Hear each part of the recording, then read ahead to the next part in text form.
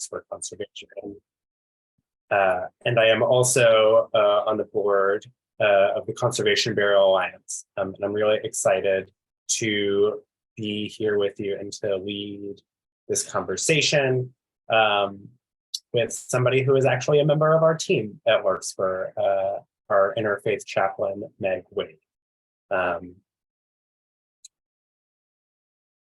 Working beyond direct and immediate care and direct and immediate burial services and offerings to our community is something that we have put a lot of time and conversation and energy into. And so this is a particularly poignant and important conversation, I'll say, for me personally, for Larkspur as an organization. And I'm really deeply excited that I get to share one of my favorite people with all of you.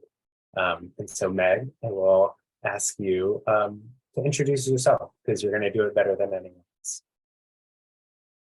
Absolutely. Thank you, David. You're so sweet.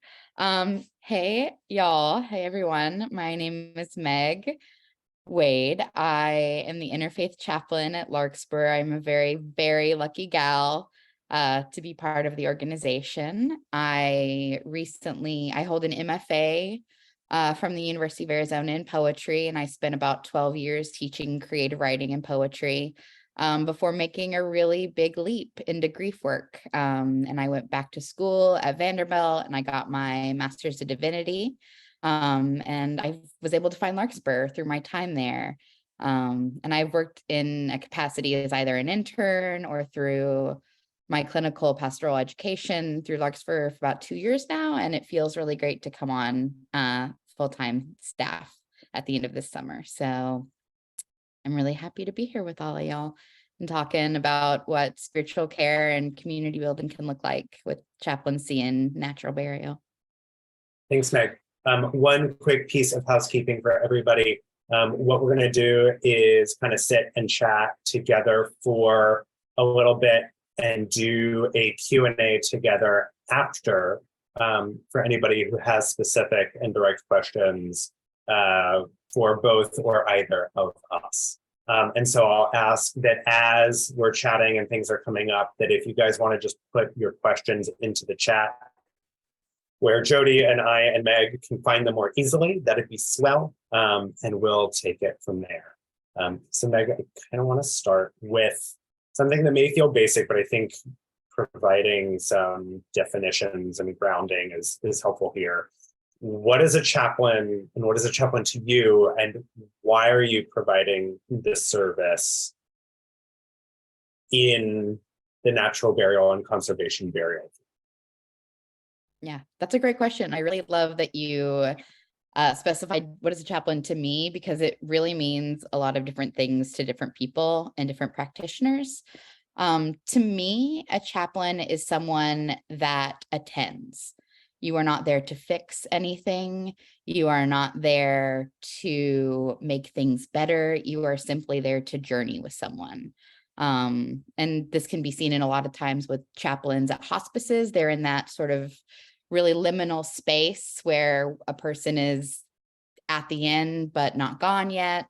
And in natural burial, we work with a lot of this liminal space. A lot of times we're meeting the family where somebody is either almost gone or gone, but they have not yet buried them. And so to me, it meant a lot to find Larkspur, because I was really drawn to not working in conventional spaces where chaplains were, hospitals, hospices, armed forces, all of those things. I didn't feel a draw to there. And I really was interested in working with people that might not have spiritual care otherwise, people that fall in the gap, especially, and building community in that way. And I was really interested in kind of seeing how somewhere where that liminal space of, we're working with people in this moment of need and how to be able to provide that aftercare. After the casserole stop rolling in 2 weeks from then, what happens? So yeah, that's what a chaplain is to me. It's just someone who attends, someone who is an attendant to grief and walks with somebody in that. Thank you. I think that's helpful as sort of a cornerstone and starting place. One thing that I know that we have talked about a lot, just the two of us, as we sort of brainstorm this together, is asking, who are you serving? Who do you feel like you'll be serving more? And I am gonna maybe poke and prod a little bit that, I heard you mention aftercare and, that sensation of quiet that happens after the casserole stop rolling in. But I know that you've talked with some folks before a death has occurred too. And so I'll encourage you to talk about those folks too. Yeah, absolutely. First part of that question, who am I serving? A lot of my serving is for those families. It's for families who have lost someone or are in the process of losing someone. I have worked with families who are, maybe their parents are getting towards the end and they're pre-planning with us. And they're just looking for somebody to talk to and have tea with and, kind of process that, especially those who are being caretakers. Their parents are not in hospice and they're caring for them at home, or their loved one. I've worked with families graveside, right? Those times where somebody might need support at the burial.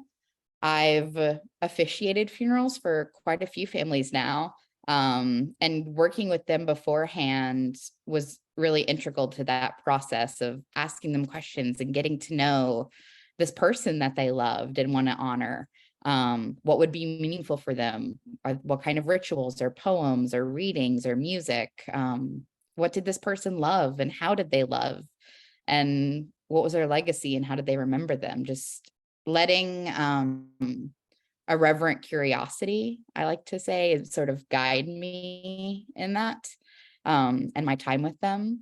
And then I've also worked aftercare with families. I have a couple of folks who I have regular phone calls with who are seeing therapists, for their grief, but also just kind of want somebody that they can just kind of talk to, that's not a therapy session, that feels much more communal, and sort of more casual, I think, for them, and are specifically thinking about theological questions or spiritual questions, and just kind of sitting with them in their grief as they process. I feel like I'm there for the staff.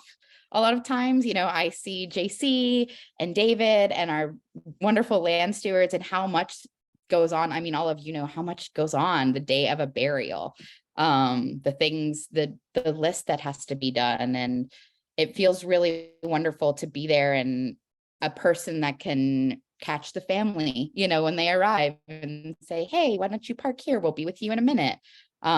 So all the last adjustments can be made. It's just kind of being able to take some of that emotional labor off people that are doing physical labor as well that day. And in hopes that that brings some relief and ease to the process.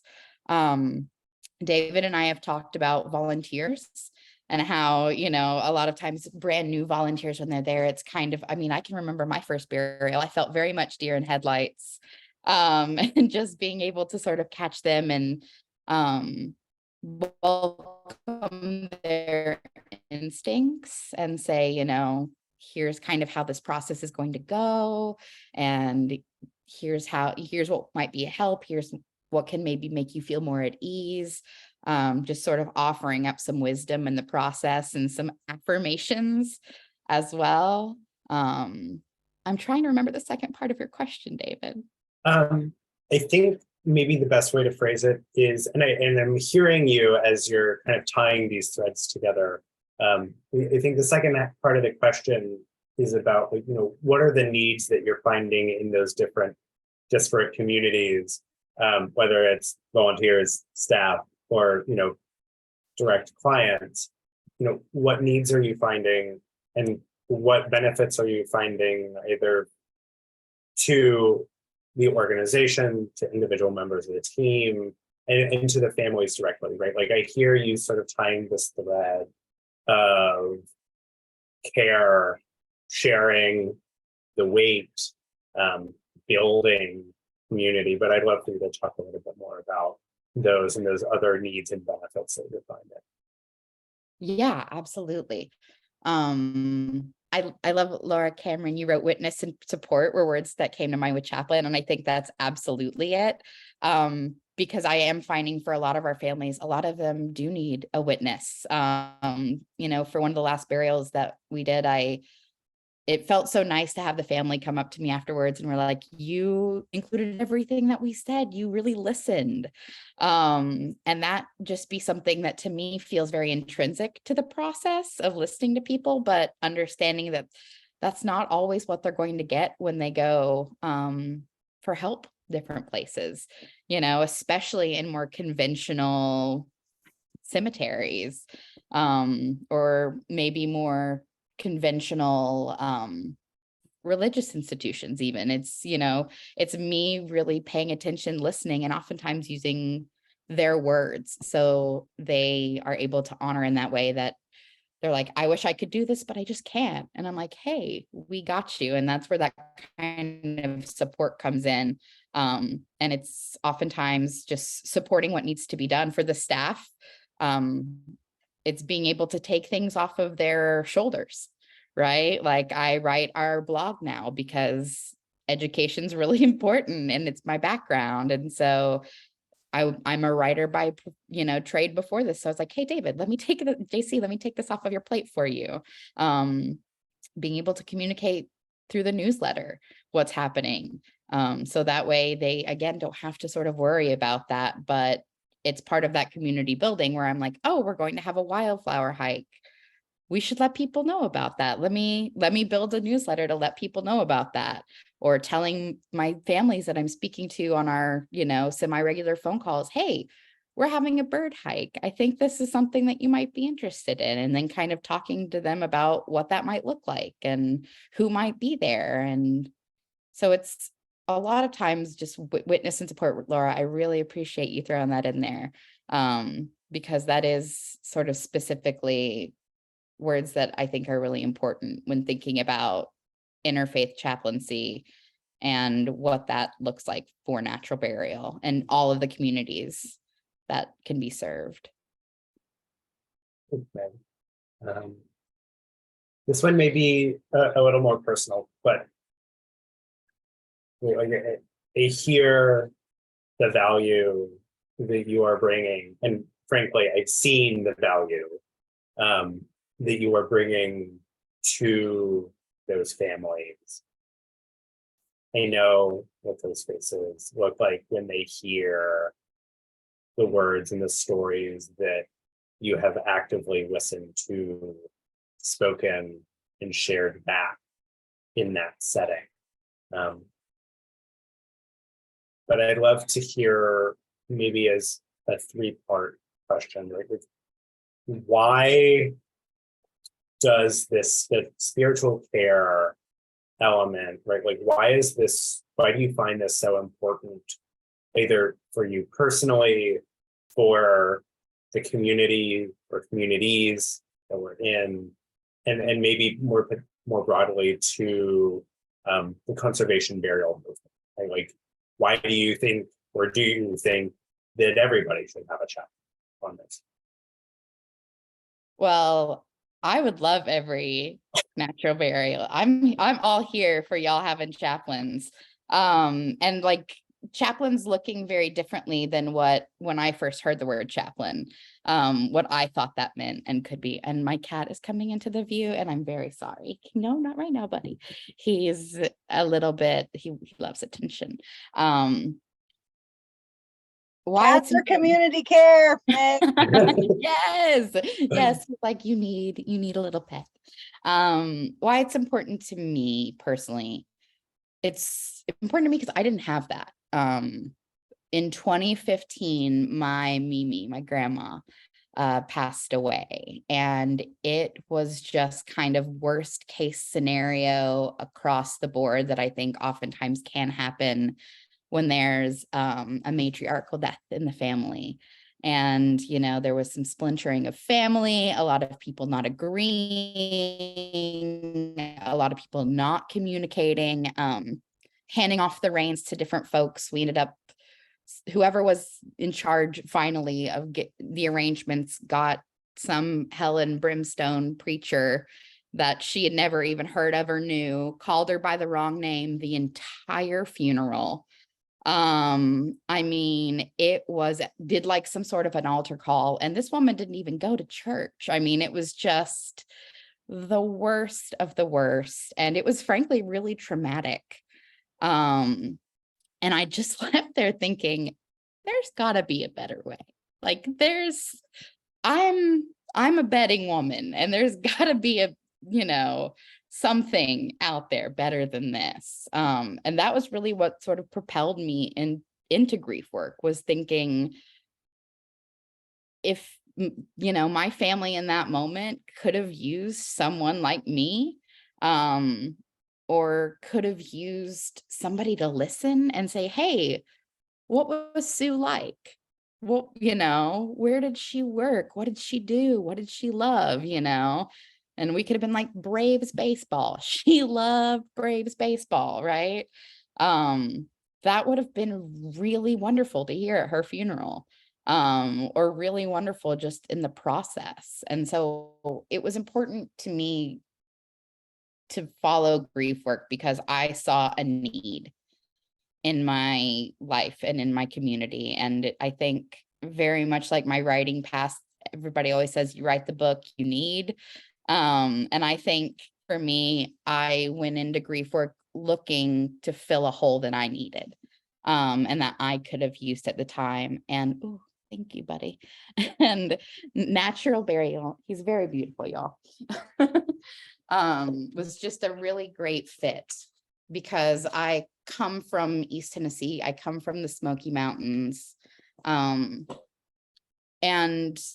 the natural world is a really big part of my spiritual practice and my spiritual beliefs. And so it was just a really perfect fit to find that here was a place that treated folks in a way that felt very healing, and the process being cathartic, and it being good for the environment, and it's protecting land, and it's encouraging an ecosystem, and it's also incredibly therapeutic for the families.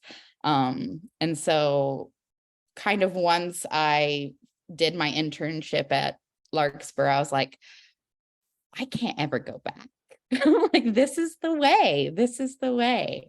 And it just kind of really bloomed from there because Larkspur allowed me to really imagine what chaplaincy could be in this space, and really encouraged me to dream alongside them. I was, even as an intern, within the first few weeks, I can remember them being like teaching me and still making me feel like an equal. And that was a really big part of being able to dream of what we're trying to accomplish right now. And so it's been a really great journey to go from that deep grief and trauma of that funeral, to seeing what's possible and creating what we are today. I want to echo maybe for a moment, right, that the stories that we're telling about conservation burial more broadly are also connected to these stories and needs that you found in yourself and in the community, right? That it was your need to feel heard that you're now hearing echoed back to you. And I think that there's a lot of power in that. I also think that there is something interesting, right? And I'm only offering this because I heard you use the phrase that when you started as an intern at Larkspur, that you felt like you were being taught, but also still an equal, that I've heard you use similar language around the chaplaincy work, right? That you are not teaching someone how to grieve. You're not telling them what to do. It's the language of witnessing. It's the language of listening. Yeah. Yeah, it's a lot of cultural humility, right? Of allowing them to keep their agency no matter what. Whereas my experience at my grandmother's funeral was, it was this man's way, and it was, what he was trying to get across was much more important than what we needed to honor her, or what we needed in that moment. But for me, chaplaincy is having this cultural humility to maintain this interpersonal stance that is oriented on what they need, but doesn't betray me as a spiritual caregiver. In that vein, do you want to maybe talk about, we've kind of talked about chaplaincy as its sort of broad goals and directives, but there is another part of your title that we often say, right, which is interfaith. And I think that particularly when we're talking about a literal culture of humility, right, that we want, and I know that you want to meet people where they are in the spiritual traditions that they are in. Can you talk about either your formal classical training or what other things you're doing to be able to do that? Yeah, absolutely. I will say, I don't think I could do what I'm doing now without the training that I got from Vanderbilt Divinity School. It's an ecumenical, seminary, but not really. It's more of a research institution. So we have all these classes that are surrounded by theological thought, but they in no way prescribe to any theological thought. You are constantly taught to question, you are taught to unearth.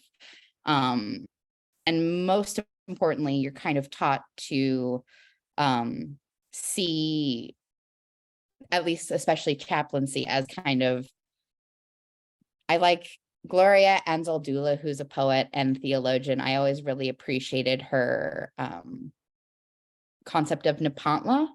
And I apologize for the way I'm saying that, but it's this idea of breaking apart to come together. So the things that do make us different are exactly what we should be bringing to the table, and exactly what allow us to kind of meet in this uncertain terrain. And these sort of different cultures and perspectives that we surround ourselves with, the more we do that, we're able to sort of create this third space with contradiction and paradox, and the differences sort of create this new space for folks.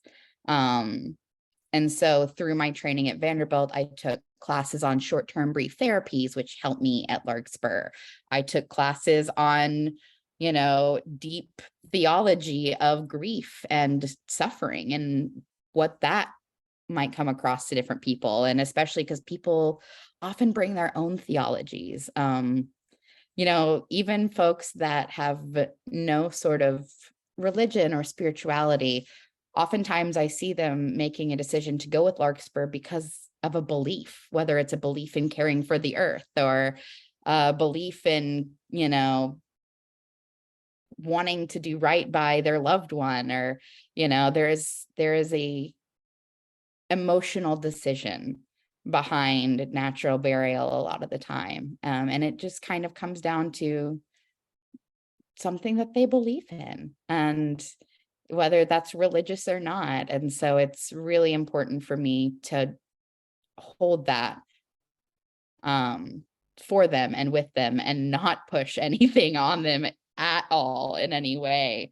Because I was an outlier I was, what we were called the nuns, NONES, somebody that didn't belong to any religion. at at my at school and in divinity school. So it's like always the nuns, and so I consider myself an interfaith chaplain because I can be a chaplain for somebody that is Baptist or Catholic or Muslim or Jewish or none. And so it feels good to be an interfaith chaplain that comes from the nuns, I like to say. I'm going to pause you there. John Christian asked us to, at some point, type in the word that you used so that we all can find it again later. But I think that this is such an important idea and such an important practice that I'm going to ask you to push and delve a little bit deeper with a specific example that in the last couple of months, I know, because we've been doing it together, that you've done a couple of blog pieces on specifically Jewish burial and ritual practices. And I want to make sure to specifically use the word ritual because it is, we talked about a lot of different practices and rituals that were done that have that theological inspiration. And so as someone who is not a practicing Jew, right? Like, what was your process like for going about and learning beyond just the research that you did? Who did you reach out to in your community, right? Like, what was that like for you? And as a follow-up, how are you taking what you've learned in those conversations with the people that you talk to on to the people that you now meet? Yeah, this is a really great question. So one of the things, and I think not just for our Jewish burial rituals blogs that we've done, but for several other kinds of blogs regarding choices, I'm really interested in including community voices in them, because again, it's not about me, especially when it is not my religion that I'm writing about. Like you said, David, I did a lot of research first, but the research allowed me to formulate questions. And so I was able to reach out to a local Shever Kadisha here in town and interview a woman from the local Shever Kadisha who was very generous with her wisdom and her time. And I was able to write a blog using quotes from her and not use her name. She asked us to not use her name because a large part of the Shever Kadisha is sort of this anonymity out of respect. And I feel like it was the Larkspur effect because that very weekend I went to a friend's birthday and a woman who I'd worked with in the poetry world was there. And her mother was another Shever Kadisha in the community who then she went home and told her mom, like, hey, I met Meg from Larkspur. And this woman was like, Larkspur is our friend. Like, we should be doing more partnerships for that. And this Shever Kadisha reached out to me and invited me to a Shever Kadisha conference. And so it's been really great to be able to reach out to different religious institutions and religious spiritual workers, because a big part of what I was of a proponent that I was sort of, I don't want to say selling, but that I was like really sort of very big about sort of shouting from the rooftops when I was in divinity school is how grief workers and death workers working in tandem with other religious spiritual workers is what helps create and support community. A lot of times people's pastors can't always be there for them, or, their deacons or this or that. And this is where, death doulas come in. And this is where natural burial comes in, and interfaith chaplains and these people that can kind of be a net to where our communities feel more like connected communities instead of just these sort of disparate places with these empty roads in between them. And it was really, really lovely to get a chance to reach out and learn about the Shever Kadisha from somebody that does it and has for 30 years developed this practice. And so I can research all day long. And she's like, you've done your research. And I was like, yeah, I can do that. But I can't hear about the little things. The way that you clean someone's fingernails, right, before you bury them, like hearing that from you, that made all the difference. So it feels really great to be able to, and I've already got some irons in the fire about going to a couple different congregations and teaching some workshops on the elegy or how to rethink obituaries and what that could be. And so really trying to make connections with those different religious communities that are hungry to make connections with grief workers like us.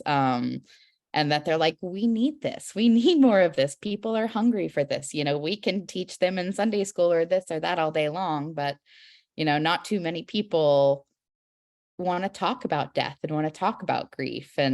But there's always, a good portion of people that are thinking about that and want to in any community. So being able to provide a space for that community it casts the net wide, and it's nice to be able to braid those threads of further community with grief at the center. I'm so glad that you phrased it that way and turned to like the value of community, because I think that's what we're talking about is, we often talk about using, especially in the conservation burial spaces, talking about using natural burial as a tool for land conservation. And also, though, using it as a tool for community and connection and building community and connection, whether it's to the people around us or to the land. And so, well, my question was going to be, where do you find value in chaplaincy for conservation burial beyond just that direct care, right? Like, I think I'm hearing the answer is that it is in the building and strengthening of that community. Beyond that, are there any other spaces or things that you think chaplaincy offers to conservation burial, either as a movement or individually in the context of Larkspur and what you see chaplaincy is doing for the organization as an example for other folks? Yeah, absolutely. One of the things that we've done so far is, like I said, we've invited people, different groups. Specifically, I remember last year we had a class from Nashville State, a local community college, come out. It was a poetry class, and this particular campus served a lot of Kurdish immigrants, and Nashville houses the largest Kurdish population in the US. And so a lot of these people had recently immigrated due to a lot of violence taking place in Iran.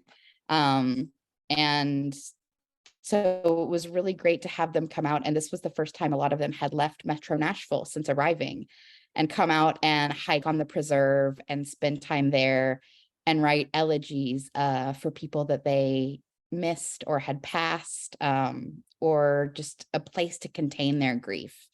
And so a lot of what I see chaplaincy, especially doing at Larkspur, and what I'm hoping to do is not to just be able to give people voice on the day of a funeral, which is really important, so they don't have to do that work. They can just attend to their own grief and their feelings, but really encourage their voices outside of that time and what their voices are saying and what their language can do and how their language can explore their grief, or transform their grief, right, into this really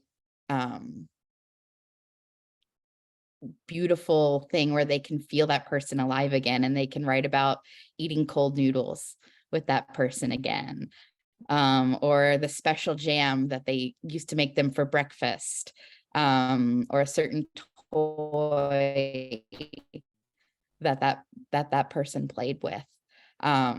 So just kind of giving them space to explore their own memories and for them to live outside of themselves, and to be in nature while doing that. It's really, I've seen sort of revolutionary things happen when we invite folks to come up and hike and then just go and write for 30 minutes off in the woods, on a trail, just sitting down on a trail, listening to their own inner voice, and then coming back and everybody wanting to share what they wrote. And so everybody's sharing what they wrote and these stories. The last class that I taught was in April, and at the very end, it was a 4-week class. It was all of April. Every Saturday, about 8 people would come to Larkspur every Saturday and spend 2 hours out there hiking and writing and talking together. And at the very end of our time together, they named the group the Go Hard for Grief group, because they were like, everybody here's just going hard for grief. And, they were finally able to find, nobody knew each other at the beginning of this. And so these 8 people were able to find real community with one another through this time, because, they had lost somebody or were thinking about ways to honor someone they'd lost or process their loss, or just be desperate to talk about death with somebody else because they lost their mom and nobody wants, they're tired, their friends are so tired of them talking about it all the time, or just finding that community in a place that is so dedicated to life, but is only able to happen because of the dead, is a really incredible thing to witness. And it's sort of an honor to just facilitate. Again, my goal is for my voice to be present at the beginning and then to slide away. I am there to sort of just be an anchor, right? I always tell people it's their boat. I just have the steering wheel, right? Wherever you tell me to go, we can go. So it's really been such a joy to be allowed to sort of offer people a chance to find their own voice and navigate their grief using their own voice in the after time of their loss. I'm so glad that we're having this conversation, because I know that it's one that you and I have had a number of times and we'll have a number of times again, right? But I think that, in conservation burial circles, we talk a lot about the value of listening, talk a lot about the value of witnessing, right? That there is often such a rush to go. Everything has to just be done, and that we are actively trying to get people to slow down and listen to each other, themselves, to what they need. And that it feels to me that the kind of spiritual care that you're offering, the kind of community that you're engendering, fits more than neatly into the goals for these kinds of projects. And so to close, since we spent so much time talking about listening, I'm going to ask that we all listen to a poem that you have picked out to share with us, and maybe offer a little bit of who this poet is, why you picked them, why you love them, anything that you think feels valuable before or after reading, and then we'll switch to the Q&A. Absolutely. So I've chosen a poem by poet laureate Ada Limon. If anyone is familiar with her work, she is an incredibly important poet to me. She writes in Kentucky. She's from Northern California originally, but writes and lives in rural Kentucky. And she writes about grief a lot of the times, but so much of her writing treats grief like a friend and a teacher, and not something to be shied away from, but something that feels incredibly sacred, and that it's almost like, wow, we're human. Aren't we lucky to love this hard and see this much and experience something so powerful? And I specifically, we're building a community library at Larkspur right now. And so we all went around and sort of said the books that we, really want to be part of this library, and hers were top of my list. So I'm reading a poem from The Hurting Kind, which is her newest book. And the poem is called The First Lesson. And I thought this would just be a really lovely one to end on, because I think it's a really beautiful way to approach that witness that we've been talking about. So the first lesson. She took the hawk wing and spread it slightly from the shoulder down, from the bend of the wing to the lesser coverts, from the primary coverts to the tertials, to the carpal edge. The bird was dead to begin with, found splayed over the white line of Arnold Drive. She was not scared of death. She took the bird in like a stray thing that needed warmth and water. She pulled it apart to see how it worked. My mother nailed the wing to her studio wall. She told me not to be scared. I watched and learned to watch closely to the world.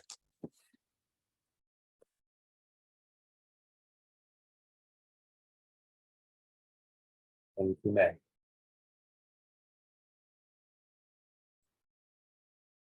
Okay, so I'm going to kind of skim the chat as we're going through here. So feel free to pop in any more questions as we're going. The first question that I see is, can you talk maybe a little bit more about what the spiritual care and support of staff and volunteers has looked like so far? Yes. And so for staff, it's been mostly a lot of day of, being like, what do you need? You go off and do this. I'll greet the families. I will, meet them at this place. I will talk to them beforehand. It's sort of, again, once we're going to do it on this day, the sort of planning of the logistics of the burial is done. It's been great for me to be able to, I think, take that sort of time in between and just check in with the family, see how they're doing. Hey, would you like to meet with me and speak about this person? And then oftentimes, when, David, I don't know if I can say this, but I feel like every time that I talk, I'm like, how are you?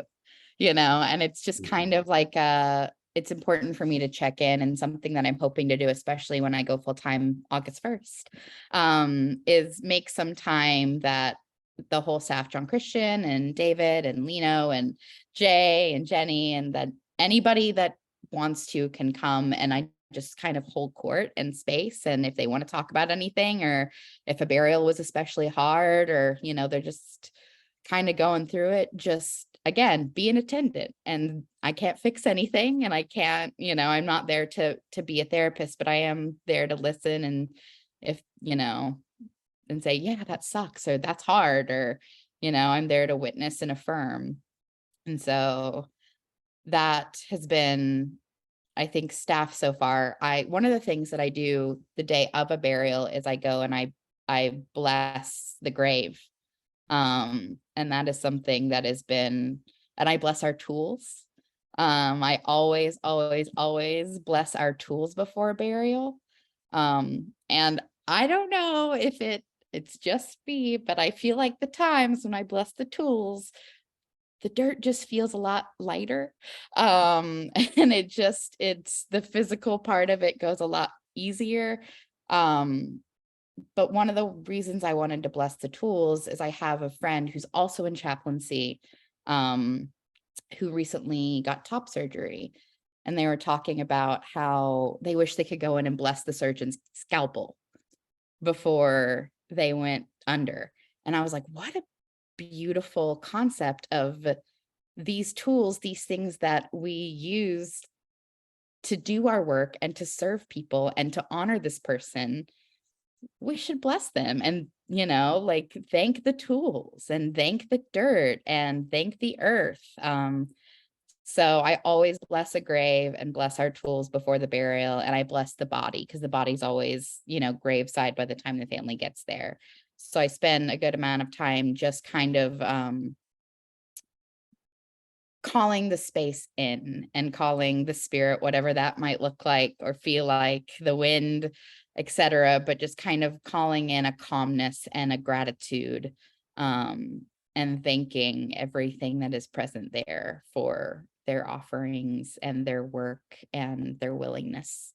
And that's been a really beautiful thing. I think that's part of our process now is this blessing of the grave. Yeah, I think that, and it's funny how it sort of circles back specifically to the question of like, what is that care looking like for staff, right? Because I think that I'm sure a lot of y'all can relate to this sense of when we are present for a burial and getting everything ready, so much of us is enwrapped in what is happening, right? That, if to borrow some of John Christian's language, right, that if somebody's life is a movie, that this is the last scene, and we want that to look and to feel and to be as perfect and right for that person and that family, chosen or otherwise, as possible. And I think it's really easy for us as human beings who are concerned with the logistics of, are the flowers in the right place? Are the snacks here? Does the way that the photos are hung up look right? Right, all of these tiny little details, that having even just a couple of minutes to slow down and to listen to you and that offering and that blessing of the body and the grave and the tools, I think I'll speak at least for myself, it is a really meaningful ritual for me and a grounding ritual. And I think helps make me better and more prepared and more settled for all of the things that I'm about to do with this one. I really, really appreciate it. The other question that I see in the chat, so please, y'all drop them in there, is to talk a bit about when and how the Conservation Burial Ground introduces its chaplain to people, whether they are coming to purchase a plot or an urgent need, what those things look like. So I can speak to that a little bit more specifically. And it's funny, right? Because like the answer is not really, really concrete beyond the thing that we've been saying, which is that it's a lot of listening, right? That when one of our staff who is, taking direct calls or sitting in on a planning session with an individual or couple or a family to plan ahead for the future, right? That a lot of what we are doing is actively listening to, where is this family? Where are their needs? What are they looking for? Right? What is coming up for them? And then trying to connect them with whatever resources they may need, right? So, when I'm sitting and talking with somebody and, we've done some of the natural burial things and we've done some of the funeral home things, and we get to that moment of like, okay, we've talked about all the things that happen after you die. What about the stuff that has to happen before you die? Right? Do you have a will? Do you have a living will? Do you have a healthcare power of attorney? What are the institutions and players that are, engaged here, right? That when we're doing that work, part of what we're doing is saying like, oh, you need somebody to help you write a will. Here's recommendations for community contacts for, somebody who can help, who is a lawyer who can help with those things. Oh, you're looking for a financial planner. Here you go, right? Oh, you're good on the documents, but it's all the minutia. Here's somebody who specifically does estate planning. Oh, there's some trauma in your family that is maybe generational, particularly around death and grief. Well, boy, do I have the person that you need to talk to, right? And so it is the same kind of engaging and listening that we're doing across the board. I think Meg and having a chaplain is just another one of those resources that we as burial grounds can offer to our communities. And so it is exactly that. It's kind of meeting people where they are, and kind of asking what they need. I think as Meg's role grows and she is more actively out in the community, doing work with various faith communities, whether it's going into those churches to do a poetry class or having them come out to the preserve, things like that, she's going to be kind of independently introducing herself. I think that is also really, really important, is that Meg is, and I think that person be somebody who is an independent liaison to the community, to be able to say, hey, I'm here, we're here, right? Larkspur is not just a cemetery, it is a community resource in all of these different ways. And so I'm excited for her to be able to introduce herself to the people that she may find needing her help. Michael, I think I see a question here. Let me scan real quick. Yeah, I think the question sort of comes at the end, right? Is who else here on the call, if anybody is growing sort of spiritual care as an element of services or art, right? Is that something that you and your organization are interested in? I'm really curious to hear where some of the rest of our community is.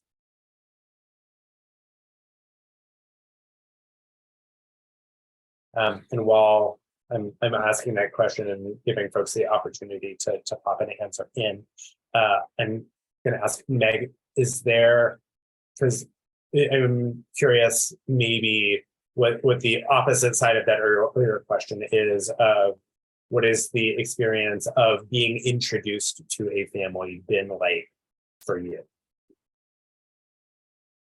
Yeah. And it's different every time. I think that you're right, where there's like, Totally. no, there's no one size fits all of this. It's been sometimes David has been talking to someone from a family and saying, hey, this person's going through a lot. I'm going to connect you via email. Why don't you talk to them? They're really interested in talking to you. Or it's been me connecting with someone graveside and saying, hey, if you'd like to have tea after this sometime, like, please reach out. I'd be, happy to connect with you. Or it's been, kind of somewhere in between, where I feel like at the office a couple weeks ago, somebody came in and Jenny was like, this is our chaplain Meg. And they were like, oh, wow. Like, I might talk to you at some point down the road. Like, that might be nice. So it's kind of just been what that person needs. And I think, David, it goes back to what you were what we've been talking about, is so much of natural burial is this deep listening and just sort of listening for the need of like, hey, like you said, you need a financial planner. We got you. That's overwhelming for you. We have somebody. And it's like, hey, you're kind of going through a lot. We have somebody here, if that's of interest of you. Or, hey, because, we have people come out and officiate funerals from different churches, and like, hey, this is our chaplain. She would love to get to know you and make these connections to where, she can be a presence. And if y'all want somebody to come. So it's been kind of really lovely to have each experience really individualized, because that also allows me to get to know that person, because no two families or people that I work with, or groups, even if I'm doing the same lesson plan or curriculum, it's still incredibly different depending on who's there. So it's been really lovely to have that sort of individual listening, David, that you and JC and Jenny do. be as sort of individualistic and unique for me as somebody receiving those people. Yeah, absolutely. Thank you. I see one more question in the chat, and then I saw somebody raise their hand, so I didn't catch who it was. If you do it again, just so I know who you are and I can call out to you. Ren asked if, Meg, as a chaplain, you're available for grief support after a burial for families, or do we pass them to outside resources? And I think the easy answer is both, right? That we understand that it is really deeply important to have somebody who knows a little bit more, who maybe was there on the day of the burial, who can continue to provide care, right? That it's not, all right, the burial's done, see you later, never, right? That it is, no, we're still going to be, right? That for building that community, that too is really, really important. And so it is also to say that right now Meg is the only person doing that work. And we are really, really, really wanting to be careful of her own capacity and when and where that we are not, that Meg is not an island, and that Larkspur as a cemetery is not an island, and we don't have to do everything ourselves too. And we're actively close and do a lot of collaborative work with a number of organizations, both therapists, individual or larger organizations and grief centers, hospice organizations that all offer help, whether that's more spiritual or mental health therapy care. And so it is both. And so the first hand that I see raised is Holly. So go ahead and unmute yourself and ask your question. Right, and I'm hoping that my bandwidth is going to hang out here too. I actually put my comment in the chat as well. Okay. So I think that's sufficient other just to say I really appreciate what Meg is talking about and what she, what you're bringing forward, because it is so much like the way that we do it in the Jewish tradition. And in my role as kind of part cemeterian, but also sort of the interface between the congregation and watching out for the clergy. You talk about taking care of the staff. I feel like part of my role is taking care of the clergy and making sure that they can actually like be rabbinic, because they're not running around doing all these things behind the scene that are my job. So I just want to offer my appreciation to what you folks are doing and the way you're doing it. And also, Meg, if you ever want to talk, I'm here. Thanks, Holly. Thank you. Michael, I see your hand raised. Go ahead. Thank you, David. You referred to my comment earlier about asking whether there were others in the group who see that their role as a community is to really be explicitly a spiritual community in addition to being a conservation burial community. And what that really means, I think, for us is that we all allow ourselves to really be open to what that spiritual dimension can be with one another.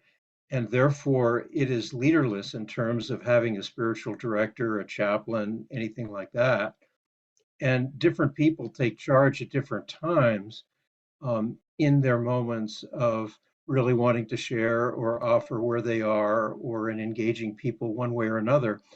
And what that has meant is that we've got an extraordinary draw from interfaith communities, from the hospice community, from nurses, from caregivers of different places, and it becomes a nexus for much more than natural burial, but for sharing our heart's desire, our fears, our issues around passage, all of those things.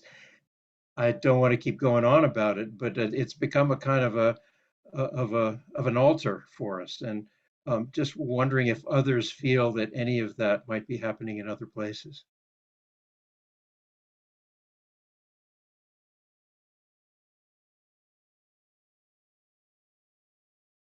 Michael, I'll give you an answer, which is I think the answer is yes, but maybe taking different forms, right? It sounds like your community is one that is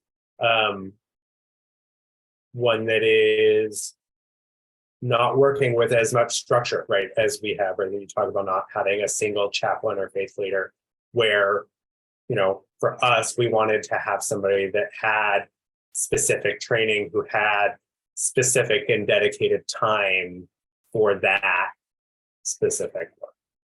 And so I think in the same ways that a lot of us as conservation burial grounds do have, or I should say have different individual practices and ways of doing things, that we all still share a lot of the similar values, or just going about it a little bit different.